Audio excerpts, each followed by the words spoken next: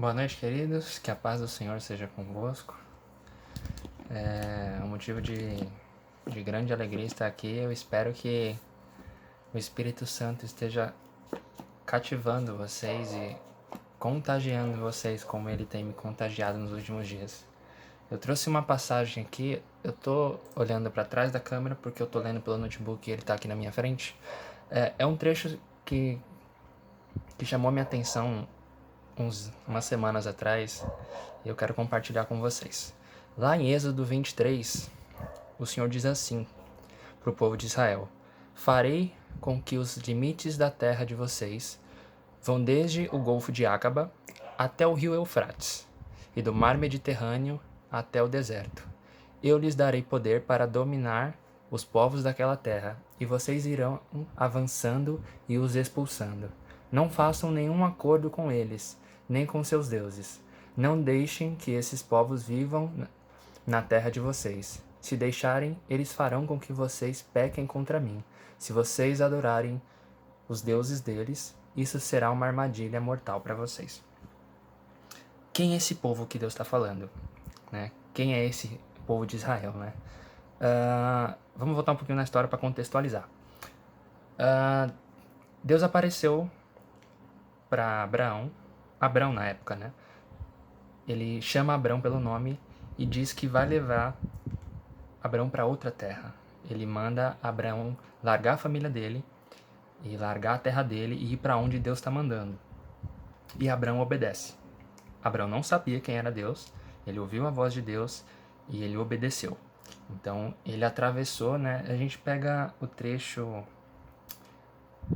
no capítulo 24 de Josué. Josué fala que a terra de Abrão era além do rio Eufrates, né? Uma distância aí de uns 2.000 quilômetros de onde está Israel hoje, no sentido leste.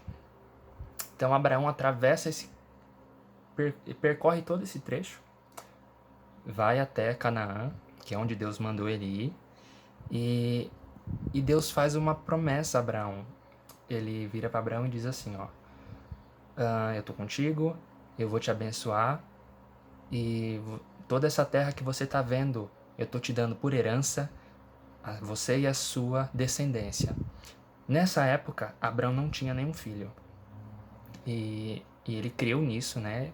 A gente vê Paulo falando que isso foi imputado como justiça, né?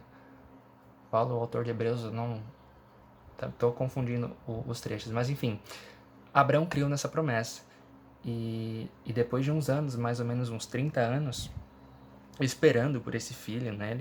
Acontecem uns percursos, né? Abraão corre sai de Canaã, vai para o Egito, depois ele volta e Deus cumpre essa promessa e nasce Isaac, certo? Isaac foi o filho da promessa e Deus faz a promessa que ele fez para Abraão, ele confirma em Isaac, né? Abraão, que antes era Abrão e foi chamado de Abrão porque ele seria o pai de multidões e todas as nações da terra seriam benditas por causa dele. Essa promessa é passada para Isaac. Passa um tempo, Isaac tem 2 filhos, né, gêmeos, Esaú e Jacó. A promessa é passada para Jacó. Passam-se anos, Jacó tem filhos, 12 filhos, e essa promessa é passada para eles. E aí acontece um monte de história, né? O povo vai para o Egito porque estava tendo uma fome terrível na região, e os israelitas, né, os descendentes de Jacó, eles permanecem no Egito depois que a fome passa, né? Aí morre todos os filhos, né? A descendência mais próxima ali de Jacó, né? Que eram cerca de 70 pessoas. Esse pessoal morreu e o faraó da época morreu também. E o faraó que assumiu depois desse pessoal aí não conhecia o Jacó, nem os filhos dele. E então ele pegou todo o povo de Israel, escravizou, e Israel foi escravo por 400 anos. Então Deus levanta Moisés e Arão, né, os 2 irmãos, e eles tiram Israel do Egito, né? O povo de Israel é tirado do Egito, e é nesse ponto que a gente está da história. Deus prometeu para uma pessoa, e agora, depois de cerca de 700 anos, Deus está confirmando de novo essa promessa. Ele está dizendo que a terra que eles estão vendo ali é a terra da herança deles, e ele está entregando todo o povo que mora ali, né, que habitou o lugar nesses 700 anos, ele está entregando todo esse pessoal na mão dos israelitas para que os israelitas os expulsem, os destruam e tomem posse da terra. E a gente vê uma característica incrível de Deus, porque ele promete uma coisa pra gente, né? E mesmo que a gente não lembre, e mesmo que a gente não veja acontecer, ele se lembra e ele faz acontecer. Então a gente vê que ele prometeu para Abraão, por causa de Abraão, não por causa das pessoas que estão agora, porque os israelitas, a gente acompanha a história, os israelitas não foram tão fiéis a Deus assim.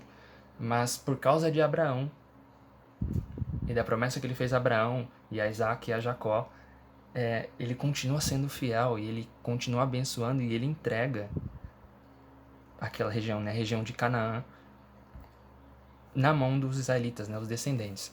E que é esse? Qual o tamanho desse lugar, né? Eu tava olhando aqui no mapinha antes da gente começar a gravar. O Golfo de Aqaba é aquele cantinho ali do lado do Egito, embaixo do Monte Sinai, né? Da região montanhosa ali do Monte Sinai. E desse pedacinho do Golfo, né? Que é ali onde está o Mar Vermelho e o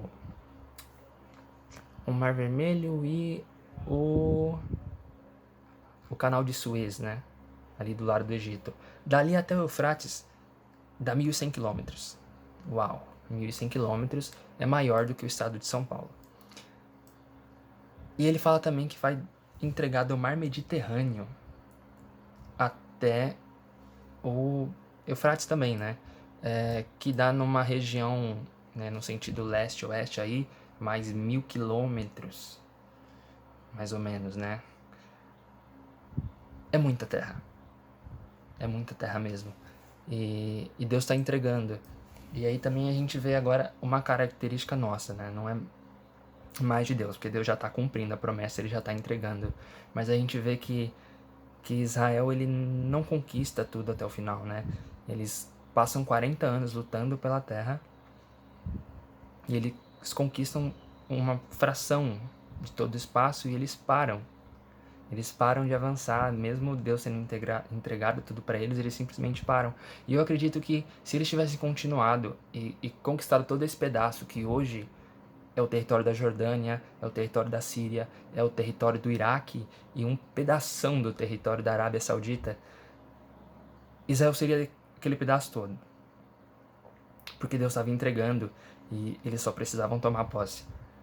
Porque Deus estaria com eles. E aqui a gente vê que não, Deus cumpre o que ele promete, mas a gente também tem que fazer a nossa parte. A gente não pode limitar o tamanho da promessa de Deus e achar que aquilo que a gente já conquistou é o suficiente. Porque eu acredito assim, olhando o mapa, né? Eu tô olhando o mapa aqui, era legal se vocês conferissem depois, né, o pedaço ali da Arábia Saudita, né? Todo esse pedaço aí que é a terra de Canaã, e ver o tamanho de Israel hoje e o tamanho do território que eles poderiam ter conquistado, a gente vê que a gente limita muito sobre as nossas vidas mesmo, aquilo que Deus promete, e a gente está o tempo todo recebendo promessas e sonhos e vendo os propósitos de Deus se cumprindo, e às vezes a gente se limita porque a gente acha que a gente não consegue ou que vai ser muito difícil, sendo que Deus já está dizendo que Ele está entregando na nossa mão e tudo que a gente precisa fazer é obedecer e ir para cima. E isso tudo fez um estalo na minha cabeça. Eu falei, uau, o tamanho do território que eles poderiam ter conquistado. E a mensagem que eu queria passar para vocês hoje é isso. Quando vocês tiverem convicção de que Deus está entregando alguma coisa para vocês, não parem no meio do caminho. Vão até o final.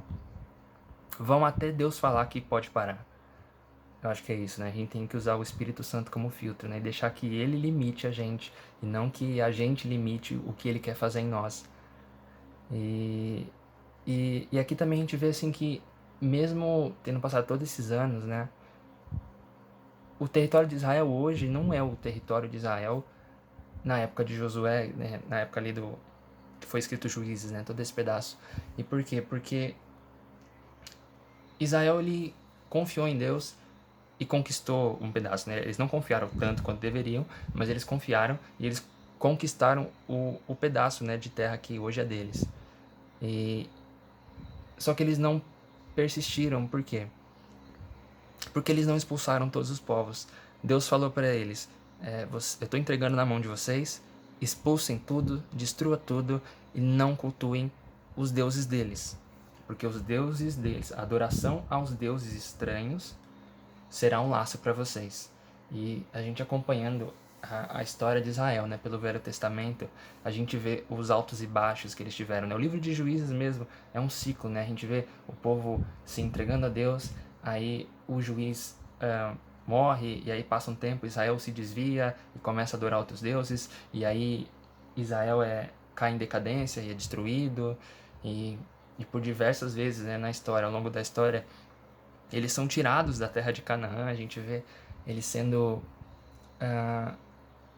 escravos da Síria, sendo escravos da Mesopotâmia, eles foram parar até na Alemanha, expulsos sendo da terra de Canaã, e foi uma coisa que o pastor falou na semana passada, que eles voltaram e se tornaram uma nação recentemente, né? Mas mesmo assim, né, a gente vê que às vezes não é nem por essas pessoas que estão vivas hoje, mas é por causa de Abraão e da promessa que Deus fez. Hoje Israel é uma grande potência no mundo, sendo uma nação tão pequena em quantidade geográfica, né?